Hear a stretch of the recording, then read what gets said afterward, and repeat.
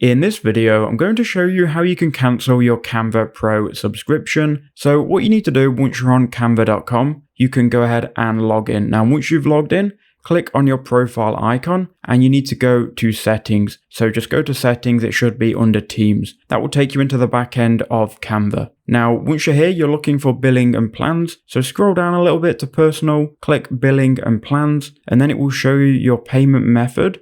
If you want to change it, click change. If you just want to cancel your subscription though, scroll down. Here is my Canva Pro subscription and trial. I'm going to click on the three dots. We're going to click cancel plan. And then it's going to try and get you to keep your Canva Pro subscription. Continue cancellation by clicking the red button. Give them a reason. Continue cancellation again one more time. And then one more time. And there you go, your subscription's been cancelled. You'll keep your Pro features until your subscription is ended. Then it won't bill you anymore. So that's how you do it. I hope that helped.